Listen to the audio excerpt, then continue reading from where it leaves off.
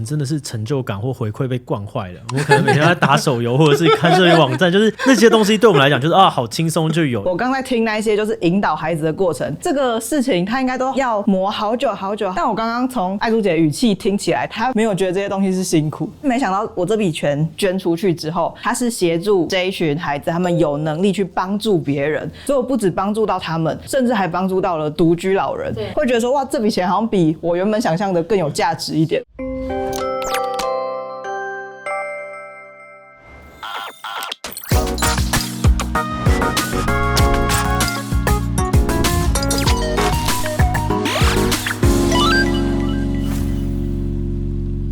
嗨，Hello， 大家好，我是志祺，欢迎大家收听今天的好奇机器。那今天我们的企划洋洋一样会跟我们一起来聊聊。大家好，我是洋洋。那我们今天邀请到的来宾呢，在做的事情真的是我觉得很困难但很有意义的事情。很想要知道他们是怎么愿意投入这件事情的。让我们欢迎台湾乐作创意协会的创办人陈爱珠以及公关组长陈正平。嗨，大家好，我是乐作创意协会的陈爱珠。大家好，我是公关组长，我是正面评价的正平。因为我想我们的观众应该不太熟悉，就是台湾乐作创意协会，可不可以帮我们先简单的介绍一下你们大概在做些什么？那其实台湾乐作创意协会呢，主要是照顾成人的心智障碍者。那心智障碍者简单的说，就在智力上有障碍的部分。那大家常听到的范围呢，就是可能唐氏症、唐宝宝、自闭症、脑性麻痹，只要是智力上有障碍的，就是我们照顾的范围。那目前呢，我们是有照顾的据点呢，提供他们一些专业的课程、服务跟训练，还有一些代工的作业，让他们能够透过不断的学习跟训练，回归到社会正常的轨道。那当初是什么样的契机，让爱珠这边会想要成立这样的协会啊？其实应该说，我自己最早的服务背景是发展迟缓、早期疗愈那一块。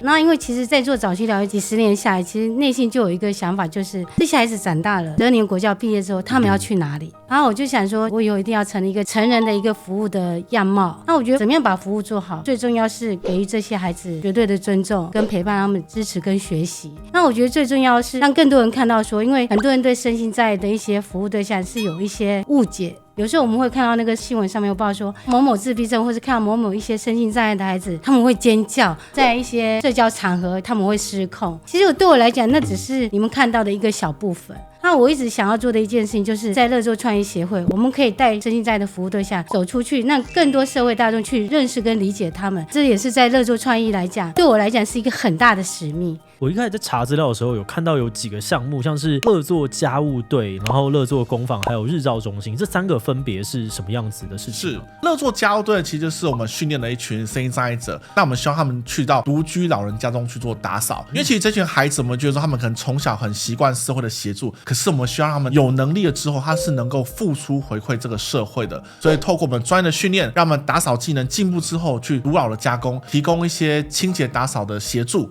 另外呢，同时我们社工会进去给予一些物资的关怀或是协助这样子。那工坊跟日照中心呢，可以简单的介绍一下。工坊呢，它其实有个专业的名叫做小作所。简单的说呢，就在我们的据点呢，它有半天是做代工作业。我们有做很多品牌的纸袋的穿绳、精油瓶把它锁紧、口罩的熏香扣、原子笔盖子、春联的背胶，很多的东西都有做过。生活大小事都在工坊都是有关系的。那另外半天，毕竟我们叫乐作创意，所以我们很多创新的课程，我们有戏剧的课程、指尖画的课程，透过不同的类型呢，去启发他们训练、学习跟进步这样子。因为你们一直服务的对象都是身心障碍的成人，那个时候怎么想到可以把这样的对象跟独居老人的家务清洁做连接的？因为我们就看到，不管是在电视新闻上面看到的，什么邻里之间啊，其实就有这样的状况。对，因为他们可能随着年纪，身体也不好，就我们而言，一个好的生活的居住环境是很重要的。刚好我们也透有这样子的一个方式，就是他们不是像一般清洁公司做的这么的完善、面面俱到，但是他们可以至少是改善这些爷爷奶奶的一些生活的环境，那种生活起来的品质也是比较好的。所以我们就透有这样子的一个发想，就开始做了这件事情。但的确一开始的时候是蛮多单位不知道我们做什么，然后也找不到个案可以去打扫。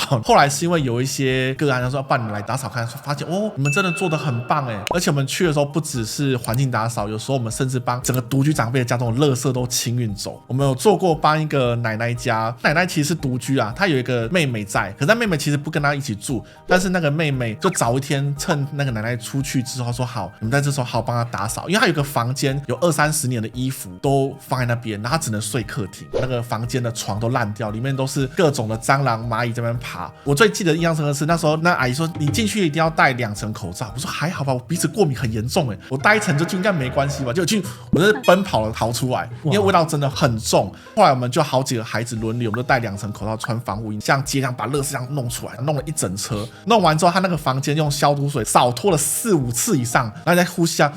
好像好一点点，就是还是很多环境是非常非常恶劣的状况，那你一般的清洁队根本不会去。那小朋友他们看到这个前后差异这么大，他们很有成就感，其实都很有成就感，很开心。出来我们都累了，流汗在旁边喘，而且他们很开心，很有精神。你们都不会累吗？这样说下次还要来，他们反而是很开心的。你们觉得这个开心的点是来自于哪些事情？成就感吧，因为其实这群孩子在某一块他们也是有成就感的需求。说哇，他觉得今天做一件事情2-3个小时就改变了，从一个很乱的房间到现在整个房间很干净，而且我们不止去那一次，下次还会再去，我们就是定期的维护，让这个家慢慢越来越好，所以他们也很有成就感。而且这个成就感其实很立即你马上就可以看到说环境真的不一样。因为我觉得最主要是因为他们不是一群很会表达的孩子，其实他们也需要被肯定、被称赞。但透过这些做，他们也看到自己原来我是可以做这些事情的。我想这是对他们来讲是一个很自信的建立，就是说我不是一天到晚都是接受人家的一些给予，其实他们也有机会是手心向下的。我觉得这是对他们来讲是一件很重要的事情。我刚才想的就觉得说啊，我们真的是成就感或回馈被惯坏了。我们可能每天在打手游或者是看社交网站，就是那些东西对我们来讲就是啊好轻松就有。但是现在回想起小时候，好像的确是就有一些小小的事情，但它产生巨大的改变的时候，那个开心是很真实的。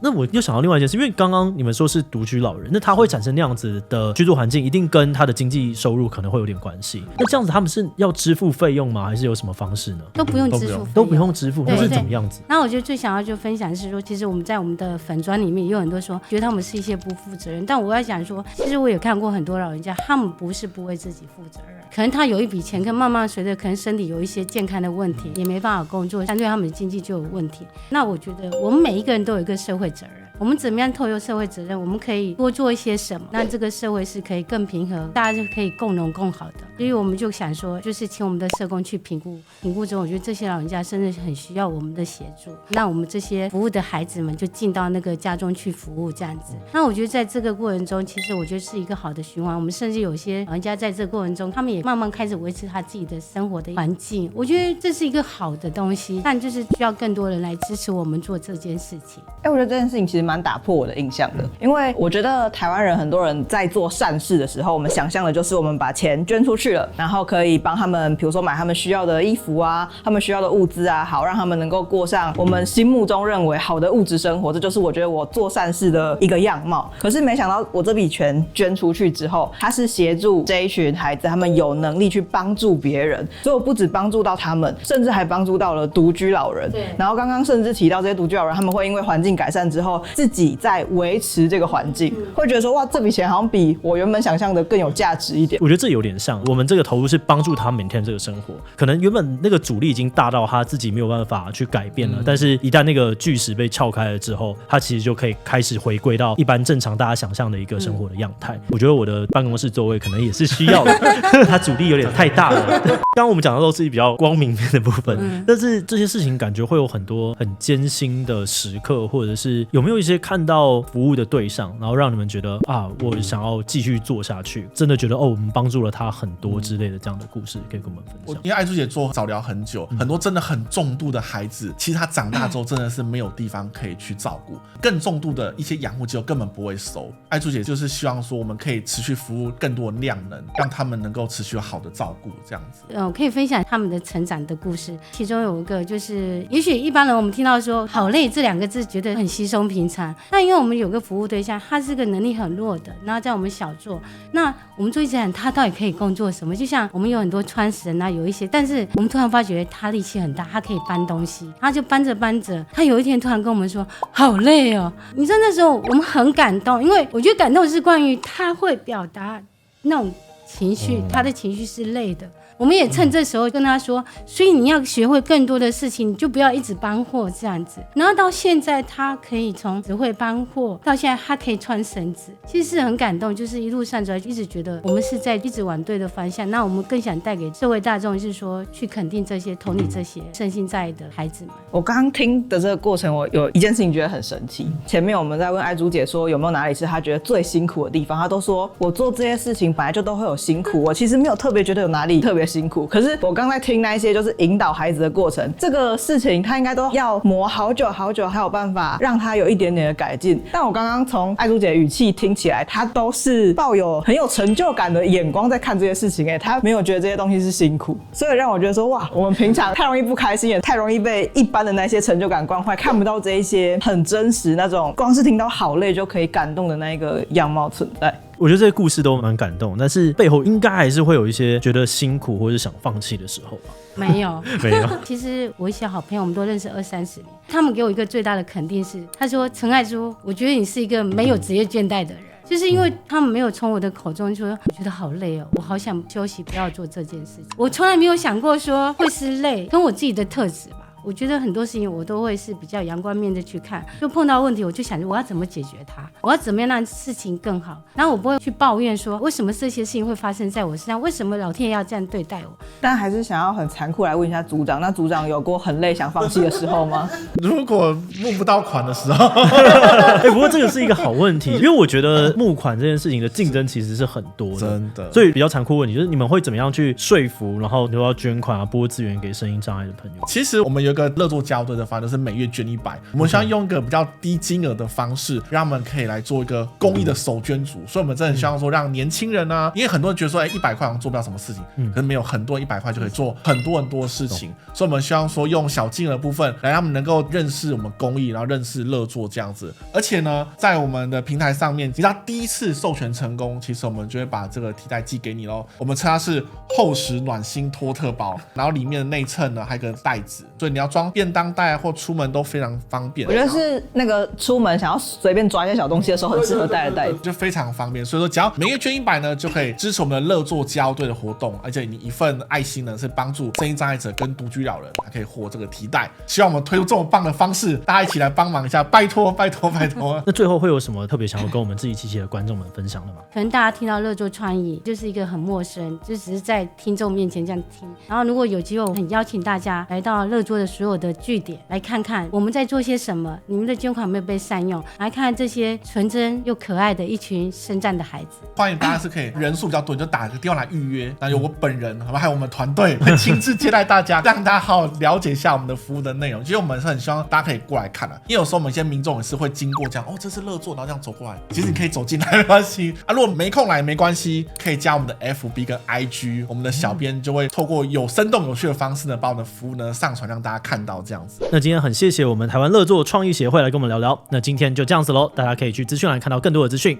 这样拜拜拜拜。